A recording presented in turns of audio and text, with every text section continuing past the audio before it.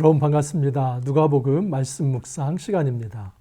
이 종말의 시대에 우리가 영적으로 깨어있는 삶을 살아갈 수 있기를 간절히 소망합니다. 어제 말씀에서 저는 건전한 종말의식이 무엇인지 말씀을 드렸습니다. 건전하지 못한 종말의식 세 가지가 있었습니다. 기억나시죠? 첫 번째는 현세주의적 종말의식입니다. 사실은 이것은 하나님도 없고 심판과 구원도 없으며 또한 천국과 지옥도 없고 단지 현세만 있다는 것입니다. 이러한 사람들은 지극히 방탕하거나 또는 자기 의를 추구하며 살아갑니다. 두 번째는 이원론적 종말의식입니다. 하늘과 땅을 구별하고 선과 악을 구별하고 성과 속을 구별합니다. 그래서 이 세상의 모든 것들은 거룩하지 못한 것이기 때문에 신앙 공동체 안에서 행하는 그런 예전과 의식, 그리고 예배와 기도, 찬양 이런 것들만 소중하고 우리의 삶 속에서 살아가는 모든 것들은 그렇게 소중한 것이 아니다 하는 생각입니다. 이것도 잘못된 종말의식입니다. 세 번째는 더 심각한데 세대주의적 종말의식입니다. 이 지구의 연한을 10,000년 또는 8,000년, 6,000년 이렇게 자기 나름대로 계산을 해냅니다. 사실 성경적이지 않습니다. 그러면서 이 종말의 때가 언제인지 예수님이 언제 재림하실지를 계산하고 그때에 맞춰서 생활한다는 것입니다. 여러분 이거 얘기하면 모두 이단이라는 것 명심하십시오. 아버지께서는 아들에게도 그의 나타남을 말씀하시지 않았다라고 말씀을 하십니다. 예수 그리스도의 재림에 관한 한은 오직 하나님의 주권에 속한 부분입니다. 그러므로 우리가 몇 날, 몇 시, 언제 예수님의 재림이 이루어질까 여기에 초점을 맞추는 것이 아니라 여러분 사인은 있습니다. 가까웠다는 그 의식 속에서 이 종말의 의식 속에서 오늘 어떻게 지금 이 자리에서 생활하느냐 이것을 좀 더 깊이 생각할 필요가 있습니다. 그래서 오늘 말씀은 어제 말씀에 이어서 종말의 시대에 우리가 어떻게 살 것인가 하는 것을 좀 더 깊이 살펴보도록 하겠습니다. 오늘 말씀 누가복음 21장 29절에서 38절 말씀입니다. 29절 30절 한번 읽어드립니다. 이에 비유로 이르시되 무화과 나무와 모든 나무를 보라.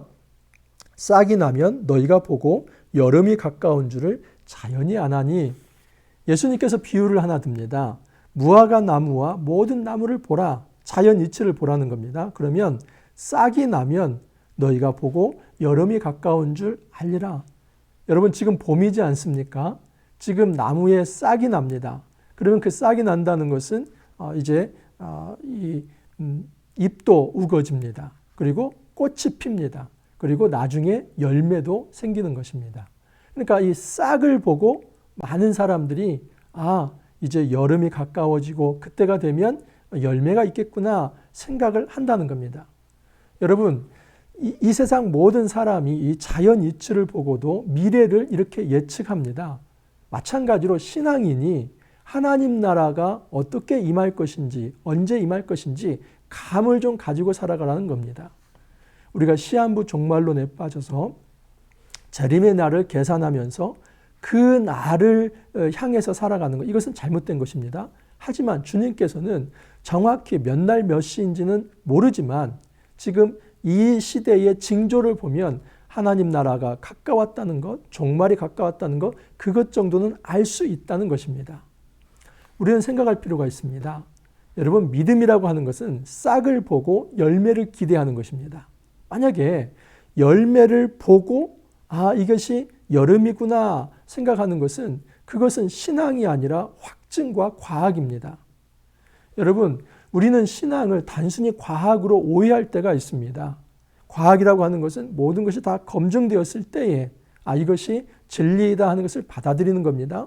하지만 신앙에 있어서 가장 중요한 것은 소망과 믿음입니다. 하나님의 말씀을 철저히 믿음으로써 소망 가운데 기다리는 것. 그래서 히브리서 11장의 1절 이하를 보면 믿음은 바라는 것들의 실상이요 보이지 않는 것들의 증거라고 했습니다. 여러분 바라는 것, 보이지 않는 것 다 이걸 소망으로 바라보는 겁니다. 하나님이 말씀하신 것을 소망이 없다면 그 사람에게는 그것이 열매가 될 수 없고 실체가 될 수 없다는 겁니다. 주님께서 다시 한번 이 믿음을 강조하는 것입니다. 너희가 싹이 나면 여름이 가까운 줄 알라.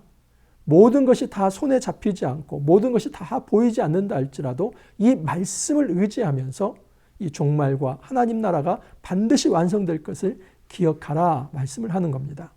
자, 31절에 계속해서 예수님께서 말씀합니다. 이와 같이 너희가 이런 일이 일어나는 것을 보거든 하나님의 나라가 가까이 온 줄을 알라. 내가 진실로 너희에게 말하노니 이 세대가 지나가기 전에 모든 일이 다 이루어지리라. 전 천지는 없어지겠으나 내 말은 없어지지 아니하리라. 여러분 굉장히 이 말씀 어려운 말씀입니다. 이런 일이 일어나는 것을 보거든 하나님의 나라가 가까이 온 줄을 알라. 그러면 이 하나님 나라는 무엇인가? 그리고 가까이 왔다는 것은 도대체 지금 무엇인가? 이 세대가 지나가기 전에 모든 일이 이루어진다고 하는데 그러면 이것은 재림을 말하는 것인가? 아니면 예루살렘 성전 파괴를 말하는 것인가? 여러분 크게 여기에 대해서 두 가지 해석이 있습니다. 이 하나님의 나라, 이 세대가 지나가기 전에 모든 일이 이루어진다. 이것은 AD 70년에 성전이 파괴되는 것을 예수님께서 예언한 것이다. 그것을 이야기한다는 것입니다. 또 어떤 학자들은 이것을 예수님의 재림을 가지고 이야기합니다. 크게 두 가지입니다. 그러나 여러분 저는 여기에서 무엇이 옳다 이런 논쟁보다는 오히려 두 가지 다 의미가 있다는 것을 말씀드리고 싶습니다. 성경 해석에 있어서 중요한 하나의 원칙이 있는데 그것은 계시의 발전적 관점에서 성경을 들여다보는 것입니다.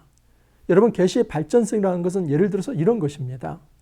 예수님께서 여러분 이 땅에 마지막 아담으로 오셨습니다. 그 이야기는 뭐냐면 첫 아담의 실수를 예수님께서는 반복하지 않고 첫 아담의 그 불순종을 순종으로 바꿔내서 하나님 나라를 이룰 거라는 겁니다.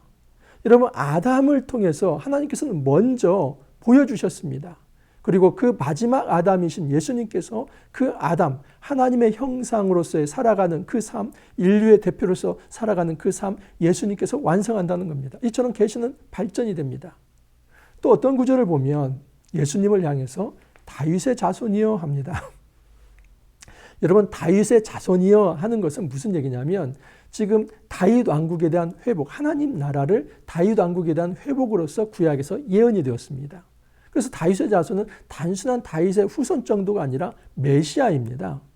예수님께서 이 땅에 다윗의 자손으로 왔다는 것은 하나님의 아들로서 왕으로서 메시아로 왔다는 것입니다. 그러니까 처음 다윗, 이 사람은 그림자와 같다면 예수님은 그 다윗을 완성할 그런 완성된 이제 다윗, 다시 말해서 하나님의 아들 메시아라는 것입니다. 이처럼 계시는 여러분 발전됩니다. 그래서 하나님 나라는 처음 창조부터 타락과 그리고 마지막 하나님 나라가 완성되는 것까지 그 계시가 쭉 발전돼 가는 것을 보게 됩니다.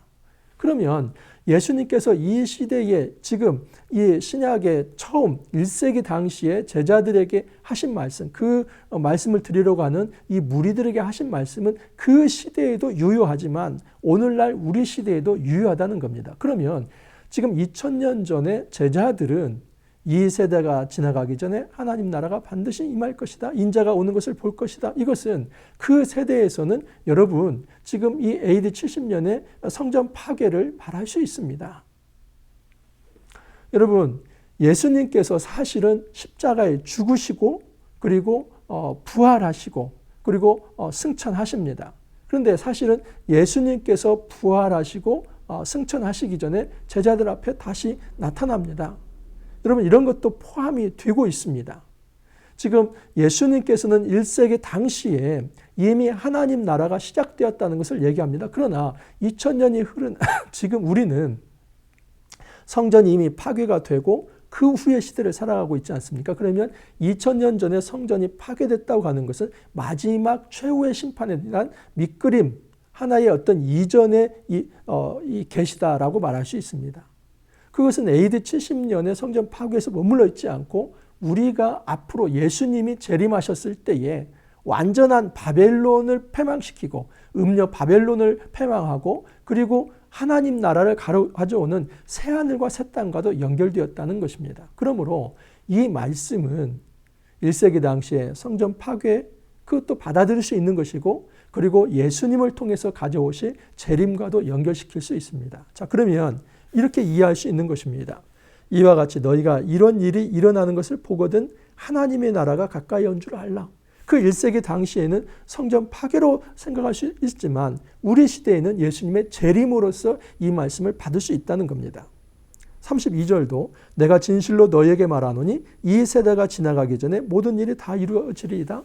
실제로 1세기 당시에 예수 그리스도의 죽음과 또 예수 그리스도의 부활, 그것을 이제 승천하기 전에 그 제자들이 목도한 바 있습니다. 그것을 이야기할 수 있는 것입니다. 하지만 지금 이 세대는 이 시대라는 말로도 말할 수 있습니다. This generation. 그 this generation이 바로 2000년 전에는 자기 세대로 이해할 수 있지만 오늘 말씀을 받는 우리 세대는 이 세대가 지나가기 전에 이 말은 예수님께서 지금 재림하시는 것을 염두에 두고 하신 말씀도 포함된다라고 말할 수 있는 것입니다. 그래서 이 세대가 지나가기 전에 모든 일이 다 이루어지리라. 바로 오늘 우리 시대의 세대, this generation도 포함된다라고 말할 수 있습니다. 그러므로 여러분, 이 말씀은 지금 우리 시대에 우리에게도 허락된 종말의 말씀이다라고 말할 수 있습니다. 하나님 나라는 이중적 시간이 있습니다. 그것은 이미와 아직이라고 하는 그 이중적 시간입니다. 2000년 전 예수 그리스도의 십자가와 부활을 통해서 하나님 나라가 이미 시작이 되었습니다. 그러나 아직 완성이 안 되었습니다. 그러면 언제 완성되는가? 예수님의 재림을 통해서 완성됩니다. 그렇기 때문에 예수님의 초림부터 재림까지를 종말이라고 이야기를 하는 것입니다. 이게 가장 건강한 종말신학입니다. 이 건강한 종말신학을 가지고 있어야 우리의 기독교적 세계관이 건강하고 그 기독교적 세계관이 건강해야 우리의 삶도 건강해질 수가 있습니다. 여러분, 이것은 굉장히 중요합니다. 바른 종말론을 가져야 우리의 세계관이 바르게 형성이 되고 우리의 세계관이 바르게 형성될 때에야 우리가 함부로 이원론에 빠지거나 함부로 세속주의에 빠지거나 함부로 세대주의에 빠지지 않고 정말 근신하며 깨어서 살아갈 수 있다는 사실입니다. 자, 그러면 예수님이 본격적으로 이 시대, 지금 이 종말의 시대에 어떤 말씀을 주는가 한번 보십시오. 34절에서 36절까지는 오늘 본문의 핵심 메시지입니다. 너희는 스스로 조심하라. 그렇지 않으면 방탕함과 술 취함과 생활의 염려로 마음이 둔하여지고 뜻밖의 그날이 덕과 같이 너희에게 임하리라. 이 날은 온 지구상에 거하는 모든 사람에게 임하리라. 이러므로 너희는 장차 올 이 모든 일을 능히 피하고 인자 앞에 서도록 항상 기도하며 깨어있으라 하시니라. 여러분, 예수님께서 너희는 스스로 조심하라고 말씀을 합니다. 그리고 그 말씀을 다시 한번 반복해서 얘기합니다. 항상 기도하며 깨어있으라. 그렇죠? 지금 이 문단 34절에서 36절이 앞과 뒤가 조심하라, 깨어있으라로 그렇게 하나의 어떤 그 앞과 뒤에 틀을 이루고 있습니다. 핵심 메시지는 뭐냐면 깨어있으라는 겁니다. 조심하라. 이 종말의 시대에 우리가 받아야 할, 하나님으로부터 받아야 할 메시지는 뭐냐면 깨어있어라. 조심하라. 여러분, 1992년 10월 28일 지금도 생각이 납니다. 다미성교회가 시한부 종말론을 가지고 그 1992년 10월 28일에 종말이라고 하면서 많은 사람들을 미혹하며 꿰어서 모이게 했습니다. 그래서 그 사람들이 실제로 승천하기 위해서 그 하얀 날개 옷을 입고 산으로 올라갔습니다. 근데 예수님 재림하시지 않았죠. 여러분, 그들에게 있어서 깨어있는 것은 뭐냐면 지금 오직 이 예수님의 재림을 받아들이기 위해서 산에 올라가고 날개 옷을 입고 막 찬양하고 기도하고 이것이 깨어있는 거라고 생각을 했습니다. 쉽게 말하면 철야 기도하는 겁니다. 잠자지 말라는 겁니다. 여러분, 어떻게 우리가 잠자지 않고 생활할 수 있습니까? 그리고 그 사람들도 다 잠을 잤습니다. 정말 이 깨어있으라고 하는 것이 문자적으로 어떤 세상의 모든 것들을 아무것도 하지 않고 그냥 오직 찬양과 기도하면서 철야 기도하라? 이걸 얘기하는가? 여러분, 오늘 본문 이것이 깨어있으라 하는 것이 메시지인데 그 얘기를 하면서 지금 예수님께서는 윤리적이고 도덕적인 얘기를 합니다. 34절을 보면 너희는 스스로 조심하라. 그렇지 않으면 방탕함과 술 취함과 생활의 염려로 마음이 둔하여지고 뜻밖의 그날이 덕과 같이 너희에게 임하리라. 깨어있지 않으면 어떤 일을 하게 되냐면 방탕함, 술 취함, 생활의 염려로 마음이 둔하여지고 뜻밖의 그날이 덕과 같이 임하는 것. 이것이 깨어있지 않을 때 일어나는 일들이라는 겁니다. 쉽게 말해서 깨어있는 삶은 방탕하지 않는 것이고 깨어있는 삶은 술 취하지 않는 것이며 깨어있는 삶은 생활에 대한 염려로 고민하지 않는 것이며 깨어있는 삶은 마음이 둔하지 않는 것입니다. 방탕과 술 취함, 여러분 이것은 자기의 욕망껏 사는 것입니다. 내가 하고 싶은 것 다 하고 사는 것입니다. 여러분 이것을 우리는 자유라고 생각합니다. 근데 하나님은 그것을 자유라고 말하지 않습니다. 내가 탐욕을 부리고 내 욕심을 취하기 위해서 내가 하고 싶은 거 다 하면 다른 사람은 어떻게 되겠습니까? 분명히 피해를 봅니다. 내가 탐욕을 부리며 나의 자유를 절대화하며 욕망껏 탐욕을 부리면서 그렇게 마음껏 살아가고 제멋대로 살아간다면 당장 옆에 있는 가족이 힘들어집니다. 왜냐하면 그 이기적 삶이라고 하는 것은 다른 사람을 배려하지 않는 삶이기 때문에 옆에 있는 삶이 굉장히 피곤하고 힘들어질 수 있습니다. 정말 이게 자유의 삶입니까? 술 취하고 방탕한 삶은 쾌락과 자기의 중심적인 삶과 이기적인 삶과 다른 사람을 배려하지 않고 그렇게 욕심껏 살아가는 것입니다. 술 취함의 대표적인 특징이 하나 있는데 그것은 이성을 잃어버립니다. 그러니까 이 술 취하고 방탕한다는 것은 분별력이 없다는 것입니다.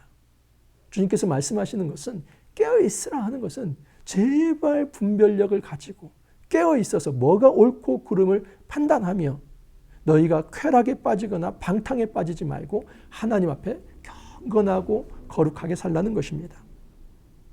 생활의 염려. 여러분 마태복음 5장에서 7장까지 산상수훈인데 거기서 중요한 제자도에 있어서 염려하지 말라는 거였습니다. 우리가 염려함으로 키를 한 자나 더 크게 할 수 있느냐? 그럴 수 없다는 겁니다. 우리 하나님께서 모든 것 먹고 입을 것 다 챙겨주신다는 겁니다. 그의 나라와 그의 의를 구하라. 그리하면 이 모든 것을 너에게 더하시리라. 마태복음 6장 33절 말씀입니다. 염려하지 말라. 역으로 말하면 염려한다는 그것은 제자가 아니고 불신앙의 삶이라는 겁니다. 하나님께 전적으로 의지하지 않고 여전히 자기 의를 부르면서 내가 가지고 있는 힘으로 살아가려고 한다면 그건 제자의 정신이 아니라는 겁니다. 또한 마음이 둔하여지고 아까 말씀드렸던 대로 방탕하고 술 취하면 분별력을 잃어집니다. 그래서 마음이 둔해진다는 것은 뭔가 판단할 수 없는 그런 삶이 된다는 겁니다. 그날이 턱과 같이 말 것이다. 여러분 시간과 공간에 있어서 예측 가능하지 않다는 것을 얘기합니다. 하나님 나라 예수 그리스도의 재림은 여러분 이처럼 우리가 어느 날 어느 시 그렇게 임할 수 있는 것이 아닙니다. 그런데 중요한 사실은 믿음이 없다면 깨어있지 않다면 너무나 준비되지 않은 상황에서 그날을 맞게 될 것이다 하는 것입니다. 35절 보면 이 날은 온 지구적 우주적 날이다 하는 것을 이야기합니다. 이 날은 온 지구상에 거하는 모든 사람에게 임하리라. 이러므로 너희는 장차 올 이 모든 일을 능히 피하고 인자 앞에 서도록 항상 기도하며 깨어있으라.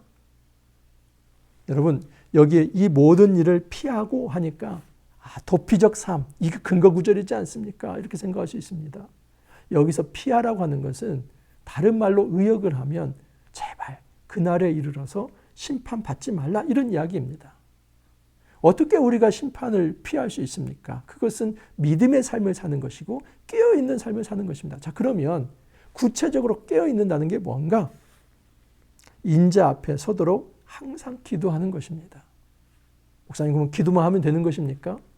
여러분, 이 기도의 삶이라고 하는 것은 결국 도덕적, 윤리적 삶도 수반한다는 것을 아까 지금 제가 34절에서 말씀을 드리지 않았습니까? 깨어있을 때 술 취하지 않고 방탕하지 않고 염려로 마음이 우둔해지지 않는 것입니다. 다시 말해서 기도할 때에 기도하는 그 깨어있는 자세를 가지고 살아갈 때 우리의 일상이 하나님 앞에 거룩해지고 경건해질 수 있다는 것입니다. 그럼 요약해보면 주의하라, 깨어있으라. 이 말은 무슨 이야기냐면 그냥 교회당 가가지고 기도만 하고 찬양만 하고 가족도 돌보지 않고 직장도 다 퇴직하고 지금 이런 식으로 이원론적 삶을 살아가는 것이 아니라 모든 너희의 삶의 자리가 하나님이 인정하실 만한 하나님 앞에서의 삶이며 기도하는 삶이 되어야 한다는 것입니다. 진정한 기도는 그 기도에 책임 있는 삶을 살아가는 것이 진정한 경건한 삶이며 기도의 삶입니다. 이것을 예수님께서 본으로 보여주십니다. 37절 보면 예수께서 낮에는 성전에서 가르치시고 밤에는 나아가 감람원이라 하는 산에서 쉬시니 모든 백성이 그 말씀을 들으려고 이른 아침에 성전에 나아가더라. 여러분, 예수님께서 성전에 가르치십니다. 낮에는 일을 하십니다. 예수님에게서 일은 말씀을 가르치는 거였지 않았습니까? 밤에는 나가서 감람원이라 하는 산에서 쉰다고 합니다. 근데 이 감람산 근처에 겟셋마네가 있습니다. 나중에 예수님 이곳에서 기도하십니다. 그렇기 때문에 이 감람원이라고 하는 그 산, 그 근처에 이제 숙소를 점해서 거기서 지금 주무시는데 이 자리는 예수님의 기도의 자리다라는 것을 알 수 있습니다. 예수님은 낮에 활동을 하시지만 밤에 이처럼 기도하는 분이었다 하는 것. 다른 본문에 오면 새벽 이른 곳에 그 광야에 나가서 한적한 곳에서 예수님은 기도하는 모습을 보여주셨습니다. 성부, 성자, 성령, 삼위일체 하나님이지 않습니까? 그러나 이 땅에 예수님이 하나님의 형상으로서 그 깨어진 형상을 이제 회복하는 인자, 사람의 아들로 왔을 때는 철저하게 기도하는 모습을 보여주십니다. 이것이 예수님이 우리에게 보여주신 종말의 시대의 삶입니다. 기도하라는 겁니다. 성령 충만하라는 겁니다. 우리는 성령 충만을 에너지 충만으로 생각할 때가 있습니다. 성령은 결코 에너지가 아니라 성부, 성자, 성령의 삼위 하나님의 한 유격이십니다. 그렇다면 성령 충만하라고 하는 것은 성령의 말씀에 지배를 받으라는 이 인격적으로 성령 앞에 내 자신을 굴복시키며 그 성령이 원하는 대로 뜻하는 대로 살아가라는 것이 성령 충만입니다. 역으로 말하면 이 성령 충만은 말씀 충만입니다. 어떻게 말씀이 우리 안에 충만할 수 있습니까? 기도해야만 말씀이 내 안에 충만한 것입니다. 우리가 이 매성경을 가지고 날마다 성경 묵상하지요. 성경 묵상 정의를 이렇게 얘기하지 않습니까? 말씀과 기도를 통해서 하나님과 교제를 나누는 것. 단지 성경 묵상은 말씀을 지적으로 이성적으로만 살피는 것이 아니라 기도하는 마음으로 이 묵상을 할 때 하나님이 실제로 신비적으로 이 말씀을 묵상하는 가운데서 우리에게 말씀을 하십니다. 이 활자하던 말씀이 아니라 내 삶에 오늘 움직일 수 있는 살아있는 말씀을 우리에게 주시는 겁니다. 이 종말의 시대에 어떻게 살아갈 것인가? 여러분, 기도하는 삶, 성경을 묵상하는 삶, 그리고 그 기도와 말씀에 걸맞는 책임 있는 삶, 도덕적으로 윤리적으로 생명을 사랑하며 또 그 생명을 구원하기 위해서 자신의 삶을 드리는 하나님 나라를 구하는 그 거룩한 삶. 이 종말의 시대에 우리는 도피적이거나 회피적이거나 책임을 지지 않는 그런 이기적이고 자기탐욕적인 그런 삶이 아니라 오히려 하나님 말씀을 묵상하면서 기도하면서 분별력을 가지고 무엇이 옳고 그른지를 깨달으면서 하나님이 기뻐하실 만한 그 거룩한 삶, 경건한 삶을 살아가는 것입니다. 이 거룩한 삶, 우리 생이 다는 그날까지 함께 살아갈 수 있기를 간절히 소망합니다. 함께 기도합니다. 주님 감사합니다. 종말의 시대에 어떻게 살아갈 것인가 말씀하여 주시니 감사합니다. 깨어 있으라고 말씀해 주십니다. 단지 철야기도 하는 정도가 아니라 우리의 기도와 말씀의 묵상에 따라서 하나님께서 보여주신 뜻대로 경건하고 거룩한 삶을 살아가라고 말씀하여 주십니다. 이 시대에 우리가 종말의 시대에 걸맞게 참으로 경건하고 거룩한 삶 살아갈 수 있도록 주님 축복하여 주옵소서. 늘 말씀 충만하게 하시고 성령 충만하여서 하나님이 기뻐하시는 삶 살아갈 수 있도록 주님 축복하여 주옵소서. 감사하고 예수님 이름으로 기도하옵나이다. 아멘. 여러분 감사합니다. 이번 한 주도 또 금세처럼 목요일 시간이 되었습니다. 더욱 힘내시고 정말 하나님이 보시기에 거룩한 삶 우리가 함께 살아갈 수 있기를 바랍니다. 또 다음 내일 이 시간 찾아뵙도록 하겠습니다. 감사합니다.